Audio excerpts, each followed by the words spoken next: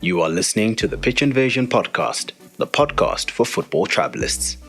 Welcome back to Pitch Invasion. We move our focus now to European football, more specifically the English game, where once again Manchester City, for the fourth time in the Premier League era, were crowned champions. And I saw that list. They're still so far behind the actual name that matters. It's quite farcical. But well, anyway, what name is that? Let's not even get into that. Manchester City, blue. They are the champions once again. And on the line we've got John Goliath, who's a keen Spurs fan. So I'm sure finishing, what was it, third? Wasn't too terrible when it comes to Spurs, but again, it didn't really matter who finishes second down to sixth, because the top two sides were so far ahead of everyone else. It didn't make for a great Premier League season, I feel, John. I don't know where you stand as far as that is concerned. Well, I don't really care at this point that the season, just top four was so important for us. For Spurs, because obviously we didn't spend a cent in the last two transfer windows. So many injuries to key players. We were up there by sort of Christmas, and then Boxing Day we lost to Wolves, and from there sort of we fell apart. But there was a chance that we wouldn't make top four, but unfortunately, Manchester United, Arsenal, Chelsea. and I think even Chelsea to some extent, although they ended up third, were nobody actually wanted the top four place, it seemed, and there were some bizarre results at the end of the campaign which gave the top two the chance. They fought their own battle and eventually finished more than 20 points above the Rich, which is probably unheard of these days. In a league like the Premiership. So I'm happy for my team. Top four in the Champions League final.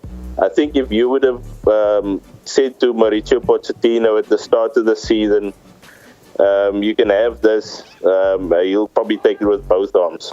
Absolutely, and I definitely agree with that, especially with the injuries that you've just touched on. I mean, Harry Kane has been missing for quite some time, in different stages of the season. Heung-min Son was away for a large part of the season with the Asia Cup. At the back, you've had Sergio Aurier, who has been missing in action through injury. Toby Alderweireld has missed out for some time. Jan Vertonghen as well. The list is just endless. And again, the fact that you guys didn't spend anything, which is still just remarkable to me, it just says a lot about the teams that finished below you guys and just how terrible everyone else was. So again, congratulations to Spurs for making it into the top four, and the season could yet get better, and you guys are crowned champions. No. Can you imagine? Can you imagine that? I think John has just...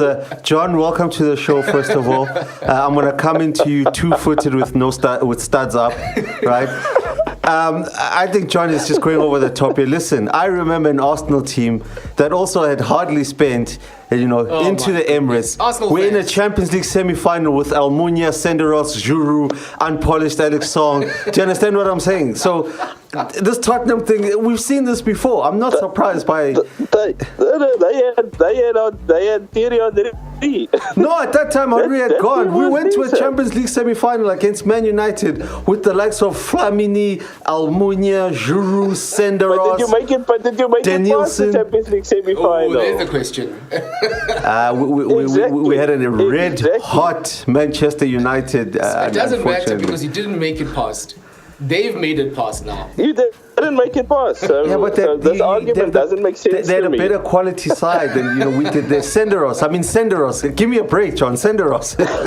Shame. Look, for Arsenal fans. I just want to, you probably won't hear this much. I will give credit to Tottenham in this regard. They're my team of the season, by the way.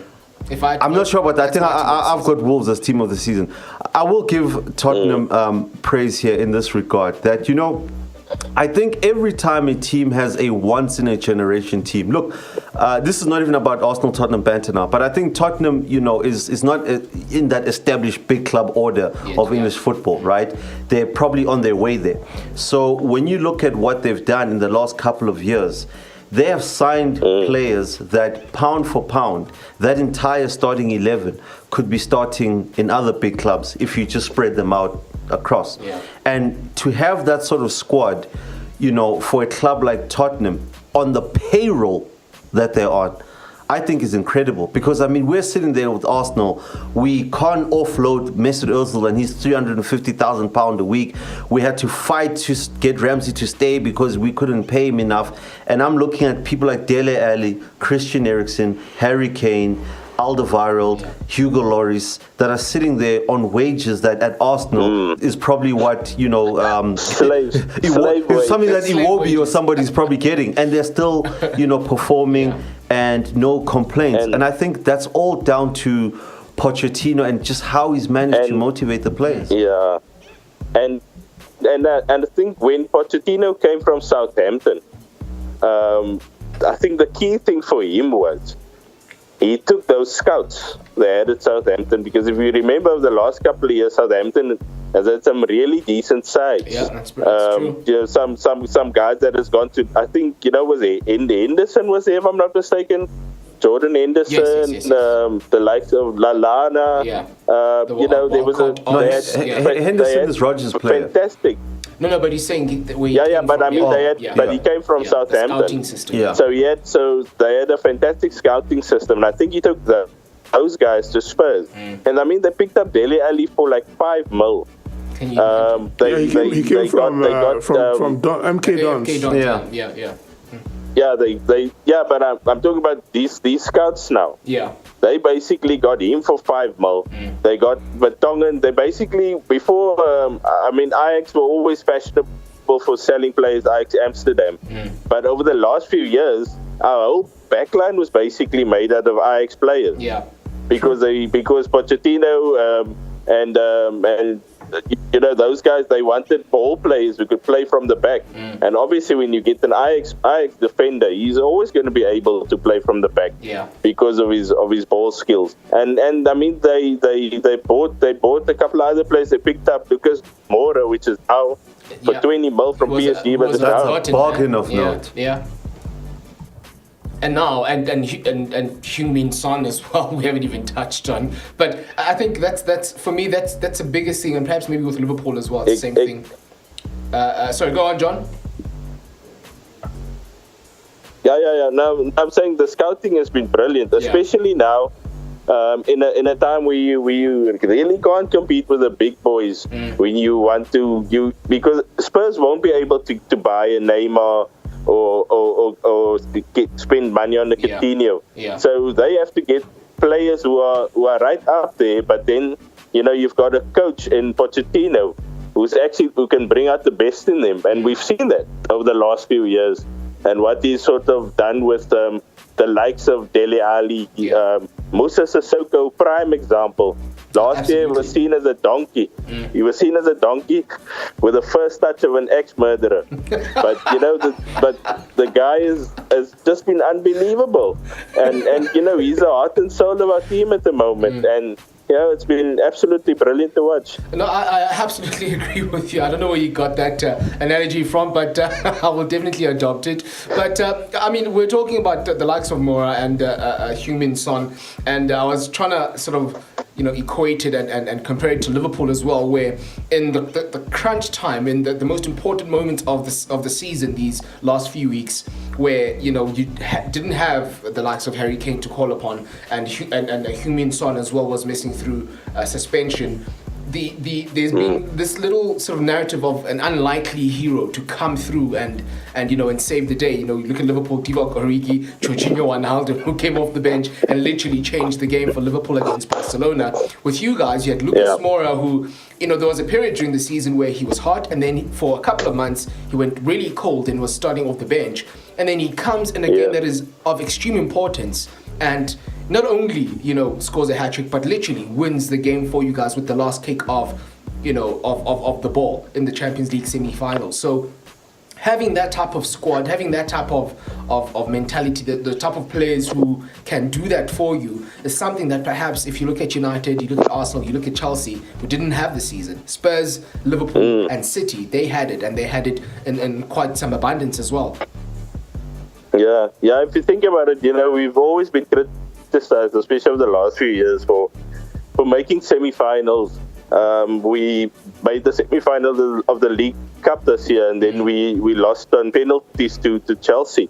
And people were always regarded us as spotless. And, you know, for 45 minutes in that Champions League semi-final, I thought it was gone, really. After 2-0 down, I actually wanted to go sleep, to go cry myself to sleep. But I just watched it as a courtesy. And you know, it was probably the best 35 minutes of my sort of footballing experience of supporting Spurs. Yeah. It was just fantastic. And that all comes down to, I think, you know, a bit of maybe a bit of belief and a bit of a look here. For the first time, actually, we are on this big stage. We are here. We didn't get here by accident. Although it was probably one hell of a fight, because I mean we had 3 points. We had 1 point from 3 games in the group. And if you remember, Lucas Moura scored a late goal against Barcelona in the last game of the group stages. Yes. Which actually then took us through. And from there, you know, the stars has been aligning. We've been beat Dortmund, you know, came through, unlikely win against City in that tie, and again another unlikely win now, and you know, the stars are aligning for Spurs. And I think, you know, this could be, you know, one of the greatest probably stories in the mold of sort of a Leicester winning the Premier League. It's not going to happen. It's not going to happen. Listen to this Liverpool fan. At the start of the season. I mean, at the start of the season, who would have thought that Spurs would be in a Champions League final? If you look at all the teams, so this is, you know, the stars are aligning. Are you gonna have my support in the Champions League final? I can tell you that much. As far as Liverpool are concerned, I have no bone in me. There's no piece of DNA in me that will ever support Liverpool in anything. And as such, I'm Tottenham United. That's precisely it. United. Manchester Spurs. That's what it is. But speaking of Liverpool, let's touch a bit on what has been a remarkable season of their own. I mean, a historic season in many ways. 97. I'm not sure if anyone can ever get 97 points and still not win the league. Emeka, from where you're sitting as a Liverpool fan, how do you even start? Explain this debacle, please. Yeah, please. It's not a debacle. It's incredible. Yeah. I don't know what else you expect the boys to do. To win the league. Win the league. Well, you know, they did their own job. Which was win as many games as much as they can, and they lost only one game in the season. They won everything, and well, just wasn't to be, because Man City had the points better. And if I try to find where that 1 point came from, it's looking at more the Emirates and more, against Arsenal. No, it's looking more and more like the game at Anfield that Liverpool didn't beat Man City, because Man City beat them away from home. So that's the 1 point difference. It's not even that the Man City beat them; it's the fact that Liverpool didn't beat them at home. And Pep, to his credit in that game, for once played very negative, because negative. He's won the league because of that. No, I agree. Yes, but I'm saying to what I was asked earlier about whether I thought Liverpool would beat Barcelona 4-0. If any team plays the way Barcelona and City play, and the attack against Liverpool, they'll be exposed and they'll be hit, because Liverpool thrives on those kind of scenarios. But you know, congratulations to Man City. They thoroughly have shown that they are going to take a lot to stop.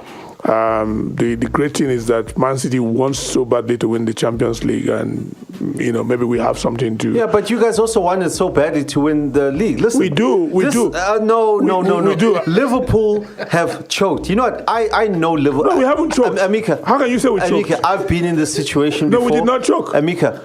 Define choke. Okay, I'm going to define it, right? Yeah, 9 points clear at one stage. I'm going to define choke. No, it wasn't. Never. It was 7 points. I've been in this stage before as a teenager. You see a nice girl, she's beautiful, you cannot believe your luck, and it's just the both of you, And the words just don't come out right for you to get that pick.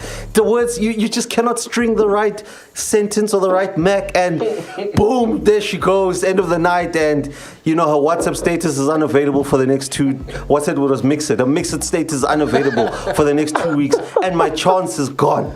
That's exactly what Liverpool did. They were there, they just needed to do the right thing, and they blew it. You had an opportunity to go 10 points ahead, and you blew it. The other problem I said about Liverpool, John, you know what? They need to roll back what I said about Liverpool regarding the number 9 in Roberto Firmino. Yeah. I said that there is no way in hell a team is going to win a league title without a number 9 leading the line. Did you check that rhyme? Right? I said it that Roberto Firmino is going to be Liverpool's He's a false biggest. Exactly, false. The key word there is false, right? And I said it that, I just cannot see how a team is going to win any league title where the number 9, the guy up front, is not in some way leading in terms of goals within the team. Never mind the league. That theory doesn't hold water. Who was top scorer in the league? Who was top scorer in the league? How did Leicester do it? Who was top scorer in the league? Aubameyang. And who? Oh, I just remember Aubameyang. I don't know the other two guys. Emeka, I get that, but Mohamed Salah and Mane. But they are not leading. It doesn't matter. It does. That's why you didn't win the league. That's why you didn't win the league. How do you? Sergio Aguero.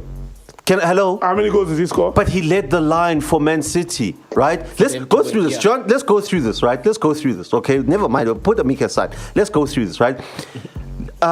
Bayern Munich, right? They look like they're going to win the league, okay? Who's leading the line there? Robert Lewandowski, okay? Barcelona, Messi or Suarez, okay?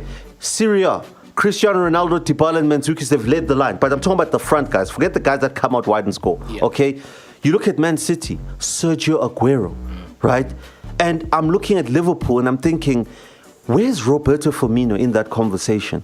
Because the lack of his productivity up front as the number 9, as the guy leading the line, has cost Liverpool. He had that one good game against Arsenal. People were already putting him as a Ballon d'Or candidate. And that was it after that. But I have to agree though with my Liverpool mate there. Is that as the way Liverpool play, Bobby Firmino is probably responsible for 2/3 of their goals in terms of 2/3 of Mane's goals and Salah's goals because of his hold-up play. So, but he still needs to chip in without your leading man. I mean, look at Leicester. Look at Leicester. Without you, I know Mahrez scored and assisted, but without Vardy, that league title's not coming. Firmino scored more than 20 goals this season. Okay, 14 in the community, 14 in the Carabao Cup, 6 in the league. That doesn't count, right? No, he scored 12 in the league. Okay, but he scored 12 in the league. That's Pogba scored 13 in the league. How about that, right? So that's what I'm saying is that for Liverpool, look, Firmino is a good player. I know he draws defenders that opens for Salah and Mane, but his lack of goals has ultimately cost Liverpool. He played the first half of the season as a number 10. Let's instead of focusing too much on Liverpool, who came second, let's take the conversation towards Manchester City. And again, we asked this question with Sundowns and how it is that they won the league locally. How did Manchester City, who I guess at one stage were fighting for the quadruple, how did they come back from the 7-point deficit at the turn of the year to win this league? Did the fact that maybe they were kicked out of the Champions League help in that regard? I think the way I look at Manchester City, it's, I'm going to use a boxing analogy here, right? If you look at any championship boxer when they fight against the number 1 contender or the guy that, is, the hot prospect, the early rounds, seldom go to the champ because the guy, he's feeling himself. He's got the crowd behind him. He's throwing in the first, few big shots and the champion is backed up on the ropes a few times. And then eventually the class of the champion comes out, where the middle to the later rounds and the championship rounds, you start seeing the quality of the champion. And I think that's exactly what Manchester City did. Because in the early stages, you had Liverpool really, throwing out all the punches. They were putting 4s, 5s, hat tricks left, right and center. And Man City was sort of just, keeping it, at good distance. And then eventually, when, the true test came after the Christmas period, which is where, from about, just before that February period, where you start to see the real, sort of like the mantle of teams in terms of, how strong they are. I think that came out in Man City, and there's a reason why they're champions, because they've been through this period. And that's something that Pep took him aback in his first season, was that turn of the new year, where he struggled in his first season. And I think he realized, because remember, in the turn of the new year, you've got FA Cup, if you're still in the Community Shield, and the games flying in left, right and centre, Champions League kicks in February. So the schedule is massive. Christmas period where you didn't rest. Exactly. So I think he learned how to manage that, and he had the squad to do that. And as true champions, they just waited it out. And like I said, with that boxing analogy, the class eventually came through. John, I want to ask you this. Before you go there, they won 14 games on the trot. And that's, which was, I think, the first time 14 games, of the league. Their last 14 games of the season they won. And, it's pretty much like how Chelsea won the league. Because Chelsea started last season, Chelsea won the league under Conte. They started very poorly, and then they went on this winning run. And once you win, the more you win games, the more you get 3 points, and so on and so forth. So at the point where Liverpool had the advantage, there were games that Liverpool drew, especially against Leicester. They also drew with United. And when you're drawing those games and City are winning, so and Aguero scoring. Club and for City, I think the one thing that helped them in the last few games when they were really under a lot of pressure, but they managed defensively. They kept 13 clean sheets. They also did something remarkable. They were winning the games 1-0. There were games, for instance, against Leicester where they didn't, with all their strikers and all of their players, they kept passing, and Leicester kept them at bay until Company had to produce something out of the hat. And then, of course, you had moments where, in certain games, in that game they also got lucky. Kelechi Iheanacho comes on for Leicester, gets a chance, and on his favorite foot, and a moment to actually tell Pep, you were wrong to let me go, and then he misses that. Wrong to let me go. Pep sent him there. So when you have those kind of scenarios, a combination of great work, good defensive work, and if you look at it, Ederson was only pipped by Alisson to the Golden Glove by one extra clean sheet he kept yesterday. So credit to Pep and that he had Liverpool push them to that level and he still won. Just tells you that he will take a lot to push off the peg. Pitch Invasion is the podcast for football tribalists. To contribute to the show, pose a topic of debate, or just complain about your favorite team, send us a WhatsApp voice note on +27 609 216977. That's +27 609 216977. Or send us a text message starting with #Pitch Invasion. Remember to follow the Pitch Invasion podcast on Facebook, Twitter, and Instagram under the username Pitch Invaded. Before we talk about the Champions League final and the Europa League final, John, I want to ask you, as far as the other 5 teams in this top 6 are concerned, how far behind Manchester City are they? And I'm asking this now when looking at next season. Can we expect, or should we expect, maybe 2 or 3 of the other 5 teams to be a bit closer, not really have one challenger? Because I guess if you're Manchester City and you only have one challenger for the title, it's easier compared to when you have another 2 teams that are really pushing you extremely hard. Yeah, I think it's going to be extremely hard to catch Man City. I don't think Liverpool will have the sort of season again where they get 97 points. I think it's and even City getting 98 points. I think it's going to be closer to probably 91, 92 points next year. Having said that, though, you look at the nearest competitors. You look at a Chelsea with a transfer ban, and they might even lose Hazard to Real Madrid in the off season. So you can't see them really improving, especially under Sarri. I think with his stubbornness, what we seen this year. You look at Arsenal and I think they've lost a really top guy Ramsey, the heart and soul of that team. And when he doesn't play, and we saw that in the last couple of games of the season, where they were actually, in pole position to try and beat Spurs to the top 4. Yeah. They failed because they don't have the heart, and they need to find that guy. I don't know, that Vieira type guy there who can actually, will them forward, because they've got this soft underbelly, Arsenal, and especially in this league where you go on, the old expression, on a cold night at Stoke, they seem to be faltering. John, the question is not about Arsenal. John, the question is not about Arsenal. Damn it, you're bashing us. My goodness. I started with Chelsea. Yeah, but you're spending more time on Arsenal. Move on to Man United. But now I'm going to Man United now. I'm going to Man United. And, take your time here.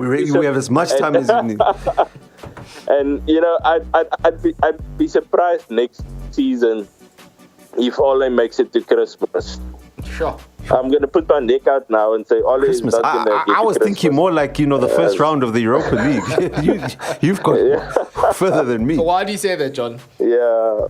No, I think, he's not the type of coach United needs. I think they thought, and they let go of Mourinho, which I actually think suits them better, because they need a top guy, who's well respected, and a guy that everybody looks up to, and a guy people will play for, like a Jurgen Klopp, who also who's got maybe a better personality than Mourinho in terms of dressing room antics and getting the best out of players. They need a Klopp type guy, and I think Ole is too soft. First of all, I think he's too soft, and I don't think he's got the experience though to lead a big club like Man United. I was so relieved that they appointed him permanently, because I could see Pochettino going there, and I could see him being the sort of fit they actually need. Mind you, John. I mean, I was telling friends of mine that it's possible that they could give. I mean, a reporter asked Pochettino about his future post the Champions League semi-final Ajax, and he didn't say anything concrete. And that, to me, was sort of the smoke that any United fan is hoping to see, because you're hoping that smoke in the long run is leading to that fire where they fire Ole Gunnar Solskjaer and they give him a golden handshake, and they give him lifetime tickets to the stadium, and his kids can come play at the academy, and his grandkids, and a massive deal for Pochettino. I know getting Pochettino at Old Trafford would cost United in the 60-something million, right? But what's that to Man United? Exactly, that's nothing. And especially, with Pochettino at this point, he's had this project now for the last 4 or 5 years with Spurs, and this project has been basically coming along nicely. He's built a team, and he's got to a Champions League final. He's got into the top 4 again. If he goes to United, does he have the energy? Does he, is he in the right frame of mind to start over again, to build a team from scratch?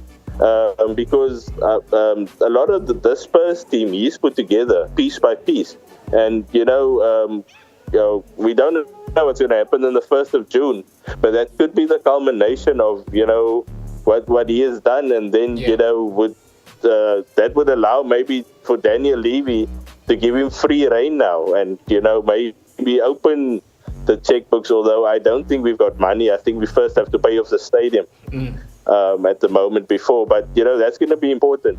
And United now, they've already spent an enormous amount of money. United spend a lot of money. And now they've got to spend again now in this transfer window to try and rebuild the team. And, I don't know if they will be able to. I don't think they'll make the top 4 either next year. I think from a United fan's perspective, what's going to be really key is whether we start next season with De Gea and Pogba. If we don't, it's just going to be even worse than what it is right now. If we do, and we maybe get in another 3 or 4 players, that are of some sort of ability, then we're talking a different story. Because again, you look at Chelsea and their inability to build. You look at Arsenal, and again, they're going to have, obviously that front 3 is still really good, but there's still a lot of areas where I'm not sure if Emery's going to be able to have a look at, then United have got a chance. It's just this season is something that we can easily forget quite because you must remember the transfer window is going to be difficult this time around. Because you've got Barcelona looking to bolster, you've got Real Madrid in dire need of bolstering.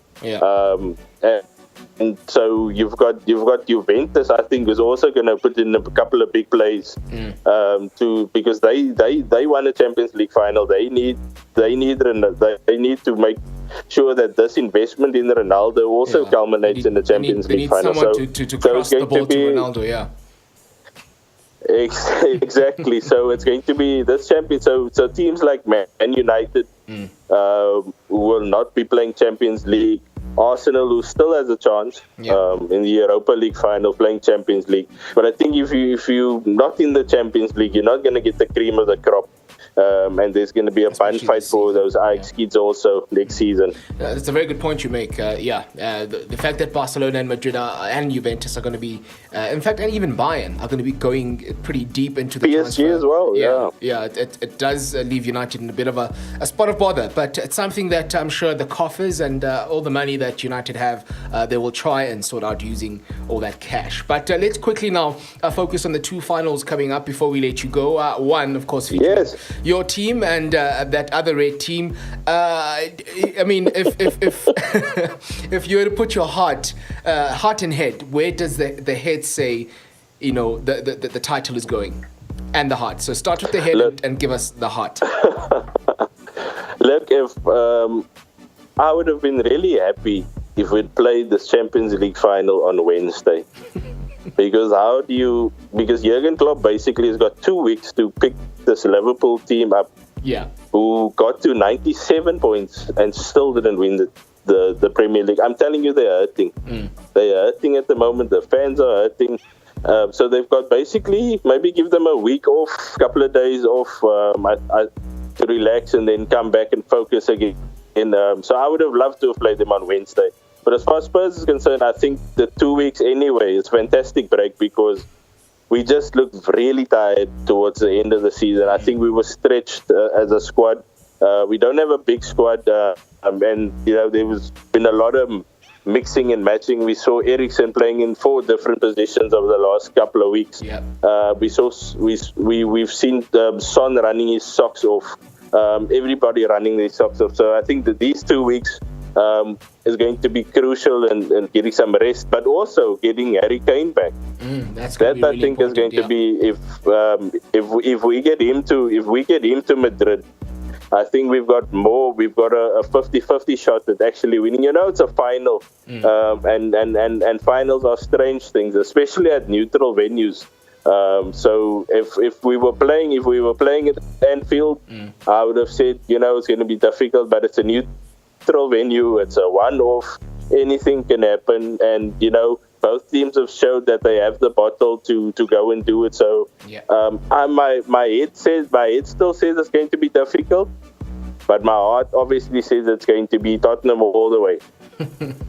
Okay, so Tottenham all the way for the Champions League final. The lesser of the finals, the one that really nobody cares about, will be Chelsea and Arsenal. And as far as that is concerned, where do you see that one going? I do care about it because I want Chelsea to keep Arsenal out of the Champions League. Oh my goodness! Oh, there it is. The lesser of the two evils, as far as Spurs fans are concerned, they both are very evil. But the lesser of the two evils, come on, you Blues! All the way. Which is actually, but I think Chelsea would actually be favourites if they've got their best team on the park.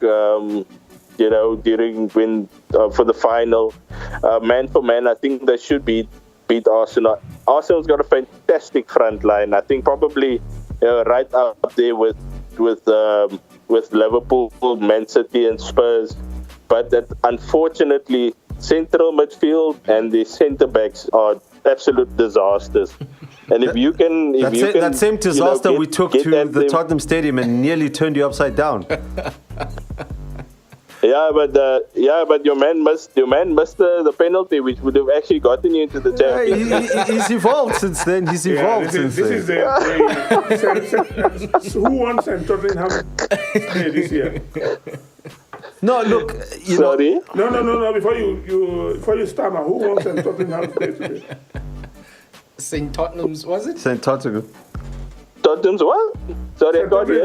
It's at the end of the season. There's usually the one day where the title for St. Tottenham's Day is who finished top between Arsenal and Tottenham.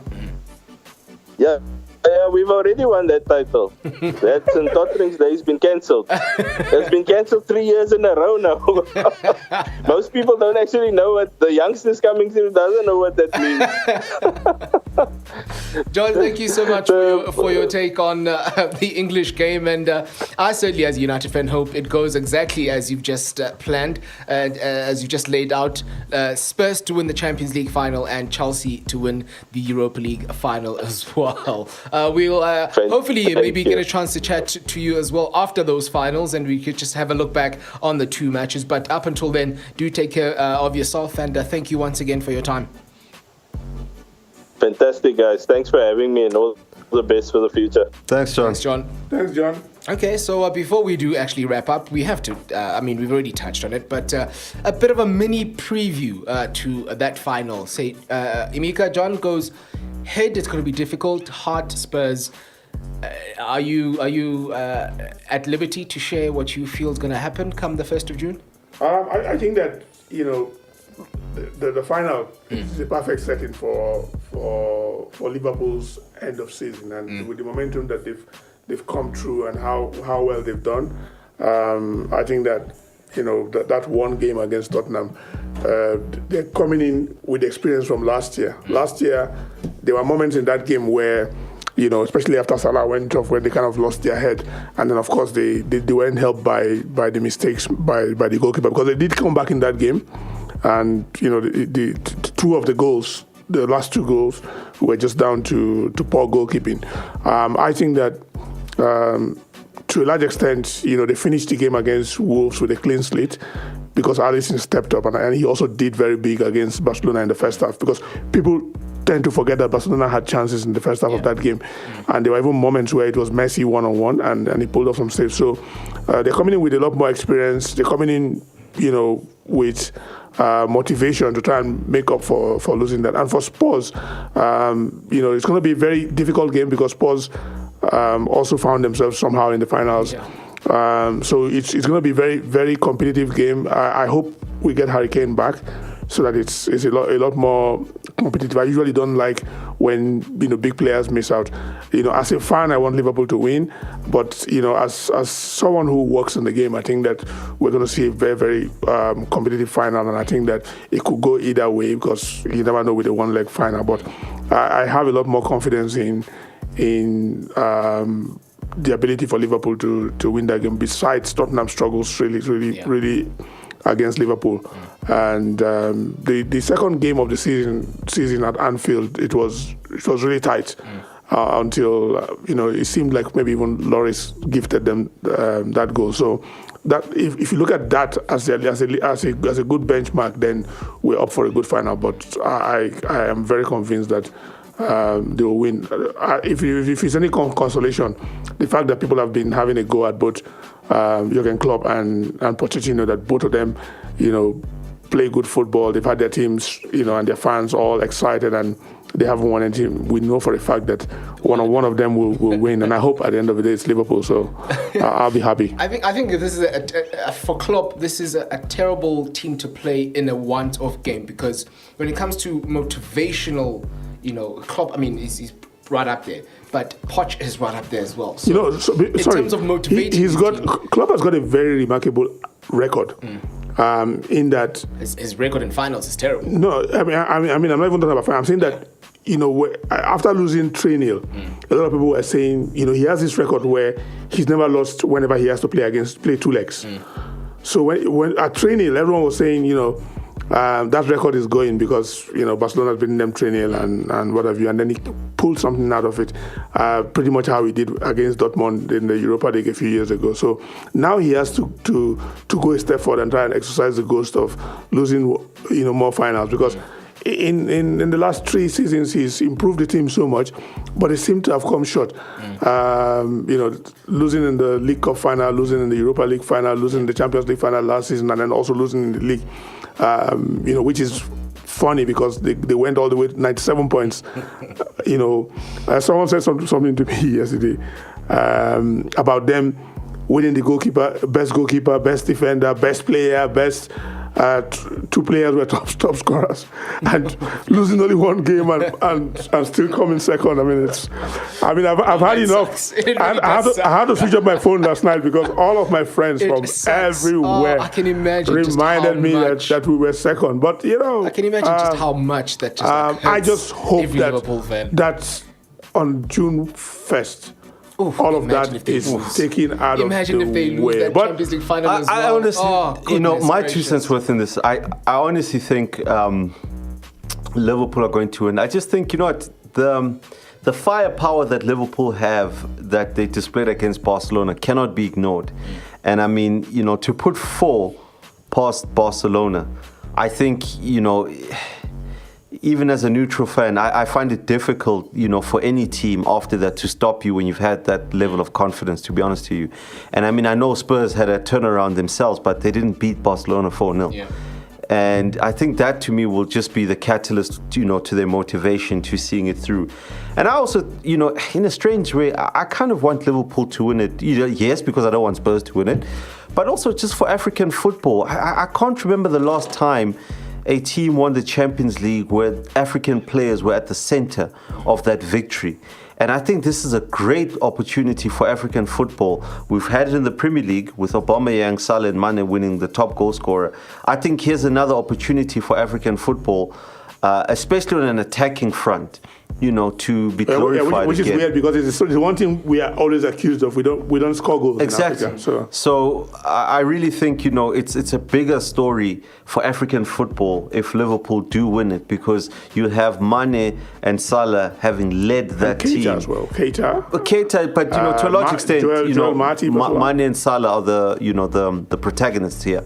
And I think that, to me, will just be a tremendous story for African football if Liverpool do win it. Also, building up, of course, to AFCON 2019. Yes. So it's just going to be a good time if that does happen. I tend to agree with you as far as that is concerned. Quickly, Europa League.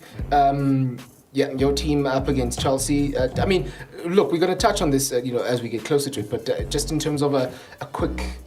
based on where the two teams are. Where the two teams are, with Chelsea, there's only one guy we're afraid of, which is Eden Hazard. And the last time we played Chelsea, in fact, both games at the Bridge and at the Emirates, right? We beat them. Giroud. No, he can come. I'm really not bothered, right? So, we handled Chelsea quite well at Stamford Bridge, right? We even led, and we should have gone on to win that game by a couple of goals. We were unlucky, but we did the business the second time round when they came to the Emirates. And I think one thing that you have to give Unai Emery praise for, he's taken the fear away, from playing the bigger sides.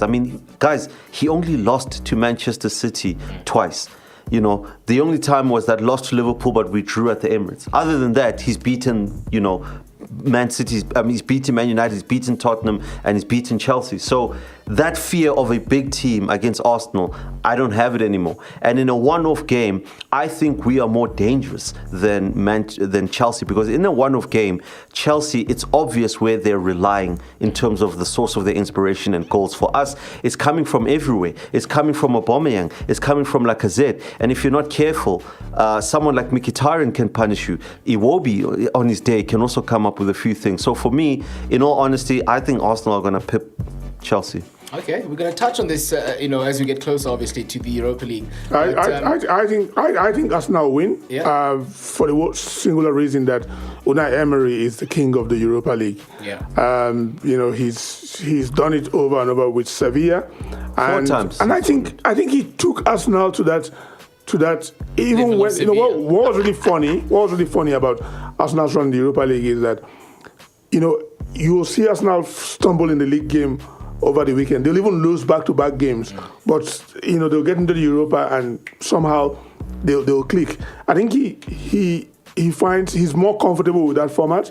He spent 1 year in England and probably might be better prepared for the league next season. Yeah. But the Europa format, he was comfortable with how to play his team. And I mean, if it's some consolation, he was coach of Sevilla when they beat Liverpool. Not too long ago. So Sarri, maybe he needs to get some more packs. On that bombshell, we are going to wrap up. But again, we'll touch a bit more detail perhaps on both the Champions League and Europa League finals as we continue. We're looking forward to what's going to be a fantastic, I guess, official wrap of the European leagues as well when it comes to those two competitions. But do remember as well that the COSAFA Cup as well as the AFCON is also coming up, and as well as I think a lot of people have forgotten about this, the Nedbank Cup final. And the Women's 9 World Cup against the TS Galaxy. That's going to be interesting for those who are invested. I've taken my investments well out of Kaizer Chiefs. Thank you very much. But by this time next week, we'll know who's the Nedbank Cup winner. And of course, they'll be going on to play CAF Confederation Cup football. So, good luck. TS Galaxy versus Coma here. Can you imagine? Well, it's probably a chance for Chiefs to remedy their season. It's not going to be a remedy. It's not remedy enough. Well, it's the final. It's the end of the season, and it's in Durban, so they've got a massive fan base there. So I think that leave the stadium alone, please. A win in that game will kind of make up for what has been a very, very, very poor season for them. They've been poor. If they lose to TS Galaxy, leave the stadium alone, please. If it does happen, just walk out in shame, please. But it's going to be something to look forward to as well as the FA Cup final. That's also coming up soon, isn't it? Yeah. When is that? Yeah, Pep. It's same day as the Nedbank Cup final. So next Saturday is going to be Pep had a target of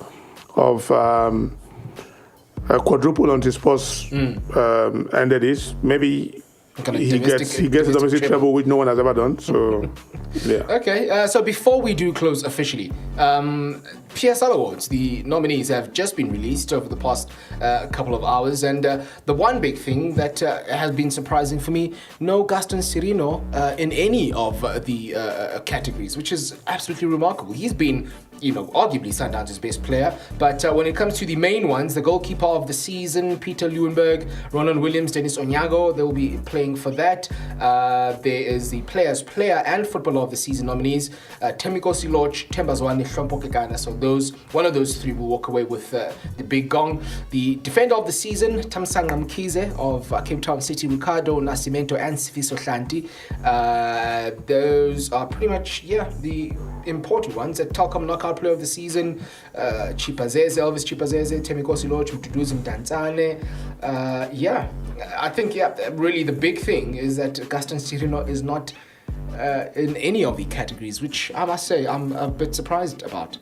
Yeah, it's a real surprise, but I think, when I hear, some of the nominees, I think, you cannot deny some of the guys. So I think, one guy not being there, it's okay. It's not like, Pogba's inclusion in the PFA team of the season. Your face. Okay, all right. So we have those to look forward to as well next Sunday, taking place in Durban after the Nedbank Cup final. So still a lot of domestic and, of course, European football to look forward to. But for now, my name is Lwazi. Wala Makwaza. Emeka Xola, the UEFA Champions League winner in waiting. Well, I'm sorry. Please, let's play that clip again. We're going to start with that after the Champions League final. Please, let's do that.